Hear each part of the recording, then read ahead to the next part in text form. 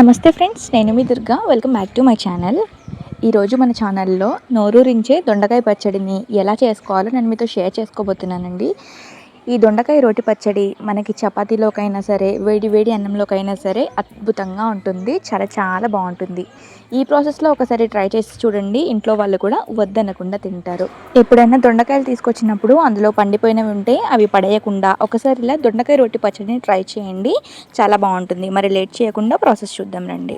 Stove on చేసి ఒక కడాయిని కానీ లేదా ఒక గిన్నెని కానీ పెట్టుకొని అందులోకి 1 టేబుల్ స్పూన్ వరకు ఇలా వేరుశనగ గుండెని తీసుకొని వీటిని దోరగా ఫ్రై చేయండి.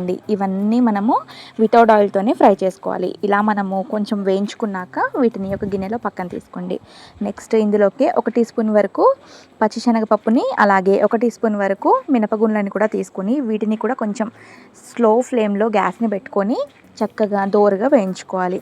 ఇవి కూడా ఇలా కొంచెం వేగిపోయాక వీటిని కూడా అదే గిన్నెలో తీసి పక్కన ఉంచుకోండి. నెక్స్ట్ ఇందులో ఒక వీడియో క్లిప్ అయితే మిస్ అయింది. ధనియాలు జీలకర్రని కూడా ఇలాగే డ్రై రోస్ట్ చేసుకోండి.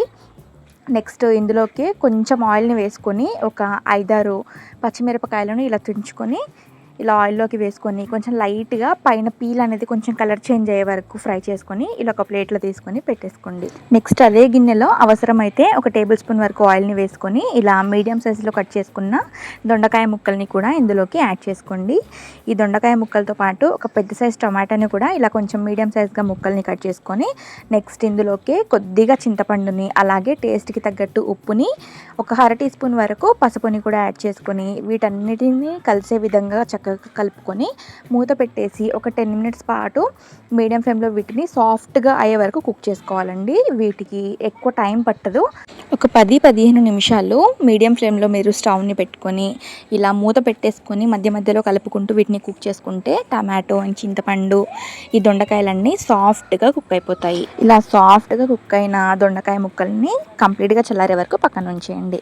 నెక్స్ట్ ఒక మిక్సర్ జార్ తీసుకొని ఇందులోకి 7-8 వెల్లుల్లి రెబ్బలను, అలాగే ఇందాక మనం ఫ్రై చేసి పెట్టుకున్న పచ్చిమిరపకాయలను, అలాగే డ్రై రోస్ట్ చేసుకున్న ధనియాలు, జీలకర్ర అండ్ మనము డ్రై రోస్ట్ చేసి పెట్టుకున్న పప్పులని కూడా ఇదే జార్లో వేసుకొని కొంచెం కోర్సుగా గ్రైండ్ చేసుకోండి. ఇలా గ్రైండ్ చేసుకున్నాక ఇందులోకి మనం ఆల్రెడీ కుక్ చేసి పెట్టుకున్న దొండకాయ, టమాటా ముక్కలు ఉన్నాయి కదా, వీటిని కూడా జార్లోకి ట్రాన్స్ఫర్ చేసుకోండి. మనము దీన్ని మిక్సర్ జార్లో కాకుండా రోట్లో కూడా చేసుకోవచ్చండి, బాగుంటుంది. బట్ ఇప్పుడు రోల్ అవైలబుల్గా లేదు కాబట్టి నేను మిక్సర్ జార్లో చేస్తున్నాను. ఇలా మనం వేసుకున్న దొండకాయ ముక్కలతో పాటు కొంచెం కొత్తిమీరని కూడా యాడ్ చేసుకొని ఇలా కొంచెం బరకగానే గ్రైండ్ చేసుకోండి. మరీ మెత్తగా పేస్ట్ లాగా ఉంటే పచ్చడి తినేటప్పుడు అంత బాగోదు. సో కొంచెం ఇలా కోర్స్గా గ్రైండ్ చేసుకుంటేనే మనకి పచ్చళ్ళు అనేవి బాగుంటాయి. ఇలా గ్రైండ్ చేసుకున్నాక ఇందులోకి ఒక పెద్ద సైజు ఆనియన్ని ఇలా మీడియం పీసెస్ లాగా కట్ చేసుకొని ఈ జార్లోకి వేసుకొని ఎక్కువగా కాకుండా జస్ట్ ఒక్కసారి అలా మిక్సర్ జార్లో గ్రైండ్ చేసుకుంటే మనకి కొంచెం ఉల్లిపాయ ముక్కలు అనేవి ఇలా పైన పలుకుల్లాగా ఉంటాయన్నమాట. సో ఇలా చేసుకుంటే మనకి ఈ దొండకాయ రోటి పచ్చడి అనేది ప్రిపేర్ అయిపోయినట్టే. దీన్ని ఇలా కూడా తినొచ్చు అండ్ పోపు వేసుకున్నా బాగుంటుంది. దీనికి మనము పోపును వేసుకుందాము. ఒక తడకా ప్యాన్ని పెట్టుకొని ఇందులోకి ఆయిల్ వేసుకొని ఆయిల్ కొంచెం హీట్ అయ్యాక 1 టీ స్పూన్ మినపగుళ్ళని, 1 టీ స్పూన్ పోపు దినుసులను కూడా వేసుకొని ఇలా 3 ఎండుమిరపకాయలను ఇలా తుంచి వేసేసుకొని 2 రెబ్బల కరివేపాకుని కూడా ఈ ఆయిల్లో వేసుకొని లైట్గా ఒక 1 మినిట్ పాటు దీన్ని ఇలా ఆయిల్లో ఫ్రై చేసుకున్నాక ఇందులోకి మనము ఆల్రెడీ గ్రైండ్ చేసి పెట్టుకున్న దొండకాయ రోటి పచ్చడిని వేసుకొని ఒకసారి అంతా కలిసే విధంగా కలిపేసుకొని అవసరమైతే ఇష్టం ఉంటే కొంచెం పైనుంచి 1 టీ స్పూన్ నెయ్యిని వేసుకొని తింటే చాలా చాలా అద్భుతంగా ఉంటుంది. నెయ్యి ఇష్టం ఉన్న వాళ్ళు నెయ్యి వేసుకోవచ్చు, ఇష్టం లేని వాళ్ళు ఇలా తిన్నా కూడా బాగుంటుంది. ఈ దొండకాయ రోటి పచ్చడి వేడి వేడి అన్నంలోకి చాలా చాలా అద్భుతంగా ఉంటుంది. కడుపు నిండా తినేయచ్చు, అంత కమ్మగా ఉంటుంది. మరి ఎప్పుడైనా మీరు కూడా దొండకాయలు తీసుకున్నప్పుడు అందులో పండిపోయినవి కనుక ఎక్కువగా ఉంటే అవి పడేయకుండా ఇలా ఒకసారి దొండకాయ రోటి పచ్చడిని ట్రై చేసి మీకు ఎలా కుదిరిందో మీ ఫీడ్బ్యాక్ని నాతో షేర్ చేసుకోవడం మాత్రం అస్సలు మర్చిపోవద్దు.